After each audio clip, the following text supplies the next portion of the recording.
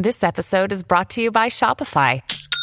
Forget the frustration of picking commerce platforms when you switch your business to Shopify, the global commerce platform that supercharges your selling wherever you sell. With Shopify, you'll harness the same intuitive features, trusted apps, and powerful analytics used by the world's leading brands. Sign up today for your $1 per month trial period at shopify.com/tech, all lowercase. That's shopify.com/tech.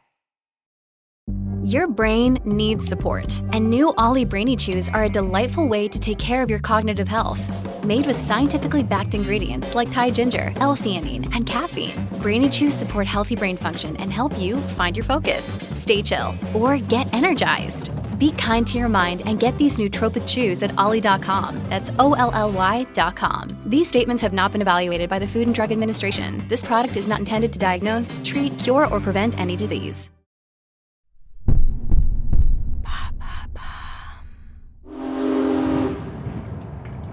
Février 1928, la campagne entre New York et Los Angeles défile à toute allure. À travers la vitre du train, un jeune homme laisse son regard divaguer.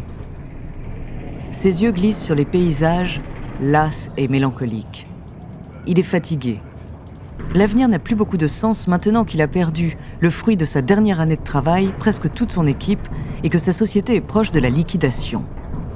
Il y a quelque temps encore, une ambition dévorante le poussait vers le haut, mais aujourd'hui, à 27 ans, il sent que ses rêves touchent à leur fin. Il passe la main dans ses cheveux soigneusement peignés en arrière, se lisse la moustache d'un geste du pouce et allume une cigarette. La fumée se répand doucement dans le wagon. Le jeune homme la regarde se déployer en petites volutes grises, sensible au moindre appel d'air, joyeuse comme des girouettes au vent. Pris dans ses pensées, il contemple cette danse fragile pendant quelques minutes avant que la cendre ne lui brûle les doigts. Il revient soudain à lui, écrase son mégot et a une envie qu'il n'a pas eue depuis longtemps, dessiner. Sans se poser la moindre question, il sort une feuille de papier et d'un geste spontané, il commence à esquisser le corps et la figure d'un nouveau personnage. 2 oreilles rondes, des grands yeux, un trait arrondi pour la queue, un petit short à boutons et le bout du museau en forme d'olive. En quelques coups de crayon, le personnage prend vie. Le jeune homme s'amuse à le décliner dans différentes positions, les mains sur les hanches, en train de courir ou de sauter. Le résultat lui plaît et lui redonne le sourire. Mais ce qu'il ignore encore cet après-midi-là de février 1928, dans ce train qui le ramène à Los Angeles, c'est que cette petite souris va bientôt faire le tour du monde, qu'elle est le point de départ d'un univers merveilleux qui enchantera petits et grands, et que son nom, Mortimer, ne tardera pas à changer pour celui de Mickey.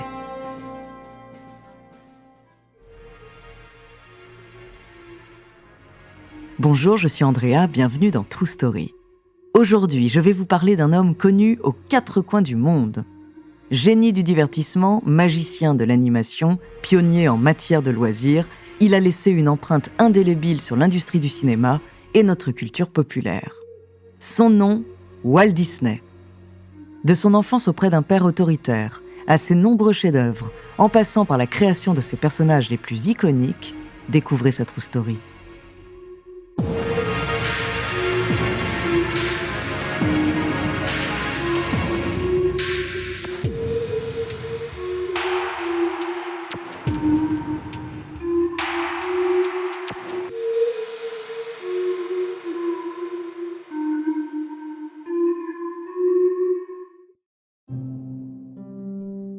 Walter Elias Disney naît à Chicago en 1901 dans une famille relativement pauvre. Charpentier, fermier puis distributeur de journaux, son père change régulièrement de métier pour subvenir aux besoins de sa femme et de ses 5 enfants. En 1910, les Disney emménagent à Kansas City. Walt a alors 9 ans et il alterne entre l'école et les petits boulots pour aider ses parents à boucler les fins de mois. Mais une passion l'anime déjà, le dessin. Bien sûr, son père ne voit pas cela d'un très bon œil. C'est un loisir inutile qui fait perdre du temps et ne rapporte pas d'argent. Adepte des châtiments corporels et du martinet, il punit son fils dès qu'il le surprend un crayon à la main. Le jeune garçon en est donc réduit à s'enfermer dans les cabinets et à réaliser ses premiers croquis sur du papier toilette. En 1918, Walt ne désire qu'une seule chose, s'éloigner le plus possible du foyer familial et de son père autoritaire. Il a 17 ans, mais falsifie son passeport pour faire croire qu'il en a 18. Et à la fin de l'année, il est engagé par la Croix-Rouge américaine.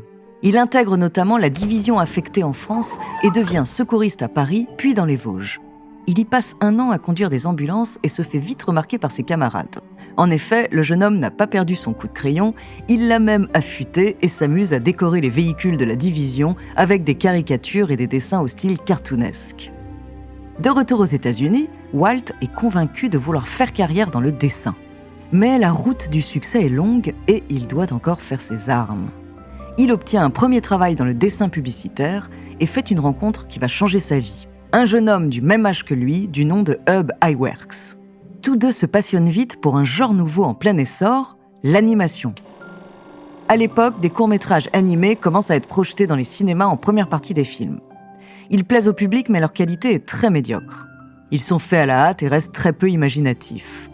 Voyant là l'opportunité de combler un manque dans le marché, les deux jeunes hommes fondent ensemble une société d'animation. La décision est audacieuse, ils n'ont que 19 ans et aucun capital financier. Mais le duo a de l'ambition et surtout beaucoup de talent, un talent qui ne tardera pas à se changer en véritable machine à rêve. When you need mealtime inspiration, it's worth shopping Kroger, where you'll find over 30,000 mouth-watering choices that excite your inner foodie. And no matter what tasty choice you make, you'll enjoy our everyday low prices, plus extra ways to save, like digital coupons worth over $600 each week. You can also save up to $1 off per gallon at the pump with fuel points. More savings and more inspiring flavors make shopping Kroger worth it every time. Kroger, fresh for everyone. Fuel restrictions apply.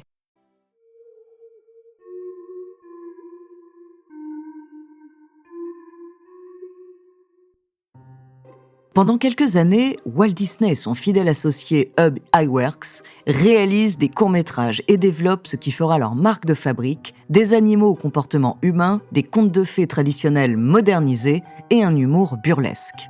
Il s'essaie même à un mélange d'animation et de prise de vue réelle en revisitant l'histoire d'Alice au Pays des Merveilles. Et ça marche. Ou du moins, le public apprécie. Car les coûts de production grimpent à vue d'œil et les deux dessinateurs sont encore loin d'être des hommes d'affaires. En 1922, malgré l'embauche de quelques salariés, la société fait faillite. Par chance, Walt est vite rejoint par son grand frère Roy. Plus avisé commercialement, il parvient à remettre l'entreprise sur les rails et restera son conseiller pendant les décennies suivantes. Afin de réduire les budgets, Walt et Ub décident alors d'engager une équipe de coloristes entièrement constituée de femmes, moins bien payées bien sûr. Avec un ratio de 24 dessins par seconde d'animation, elles travaillent d'arrache-pied et permettent au studio d'accélérer son rythme de production. Walt signe même un contrat avec un grand distributeur à New York pour une nouvelle série à succès, Oswald, le lapin chanceux. Mais en février 1928, alors qu'il se rend dans leur bureau pour renégocier le contrat, il apprend que le distributeur a débauché la majeure partie de ses animateurs, qu'il a tous les droits d'auteur sur son personnage d'Oswald et qu'il peut très bien se passer de lui. Walt est au fond du trou. Seulement, sur le chemin du retour, perdu dans ses pensées, il dessine un nouveau personnage, une petite souris qui prendra bientôt le nom de Mickey Mouse. Et avec une équipe réduite, le jeune homme se remet au travail, plus durement que jamais. Quelques mois plus tard, le 18 novembre 1928, dans une salle de cinéma de New York, le public découvre le premier dessin animé avec bande-son synchronisé, Steamboat Willie, ou Willie le bateau à vapeur. On y voit Mickey se dandiner en maniant le gouvernail et en sifflotant un air entraînant. L'animation est incroyablement fluide pour l'époque et surtout, les bruitages ouvrent la voie à un tout nouveau potentiel d'immersion et d'humour. Plongés dans le noir, les spectateurs rient aux éclats. À la fin de la séance, les enfants ne demandent qu'une seule chose, retourner voir Steamboat Willie une deuxième fois, et ça tombe bien car les parents aussi. Ce court-métrage est un carton immédiat dans tous les États-Unis, mais en réalité, derrière ce succès commercial, c'est un tout nouvel art qui vient de naître. Et dans les années qui suivent, le studio Walt Disney va offrir au public exactement ce dont il rêve. Mickey Mouse est vite rejoint par d'autres personnages, le chien Dingo ou encore Donald Duck, le canard. On les retrouve dans de nombreux courts-métrages. En parallèle, Walt Disney produit les Silly Symphonies, ou Symphonies folles, une série de petits films d'animation reprenant des contes populaires comme Les Trois Petits Cochons ou Le Lièvre et la Tortue. La popularité de ces dessins animés dépasse rapidement celle des films dont ils sont censés ne faire que la première partie. Le succès est si retentissant qu'une question se pose vite dans les studios de Walt Disney, pourquoi ne pas tenter de faire un long métrage ? Entre 1935 et 1937, l'équipe de Walt Disney travaille sur un nouveau projet ambitieux qui va révolutionner l'industrie du cinéma et de l'animation, Blanche-Neige et les 7 nains. Le public et les critiques sont conquis. Les énormes revenus du film permettent à Walt Disney d'agrandir considérablement son studio de production et de lancer d'autres films. Pinocchio, Fantasia, Bambi, tous ces films sortent au début des années 40. Et 10 ans plus tard, le succès se poursuit avec Cendrillon, Alice au Pays des Merveilles, Peter Pan, La Belle et le Clochard, Les 101 Dalmatiens ou encore Merlin l'Enchanteur. Ces chefs-d'œuvre finissent d'asseoir la notoriété de Walt Disney et voyagent aux 4 coins du monde dans toutes les salles de cinéma. Mais pendant les années 50 et le début des années 60, Walt Disney n'est plus tout à fait le même homme. D'abord, il pousse ses salariés à travailler jour et nuit et s'insurge contre les grèves répétées au sein de son studio. Et puis surtout, il ne dessine plus depuis longtemps. Sa nouvelle préoccupation est la promotion à la télévision de son nouveau projet d'envergure, un parc d'attractions à thème du nom de Disneyland.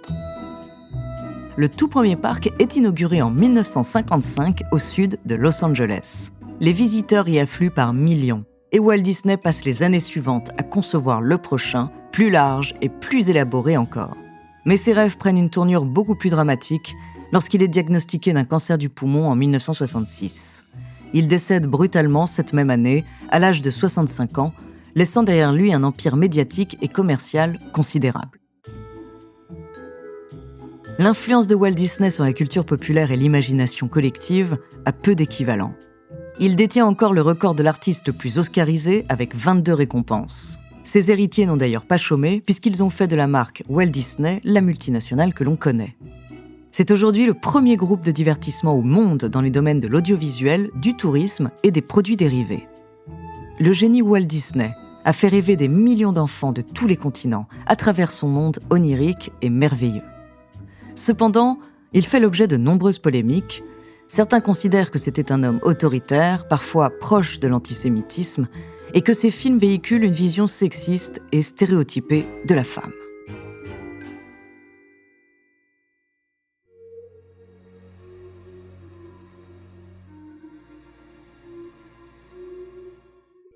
Merci d'avoir écouté cet épisode de True Story, écrit par Ellie Oliven, réalisé par Gautam Shukla et Antoine Berry-Roger. Dans le prochain épisode, je vous parlerai d'une pionnière du soap opera. En attendant, si cet épisode vous a plu, n'hésitez pas à laisser des commentaires et des étoiles sur vos applis de podcast préférés.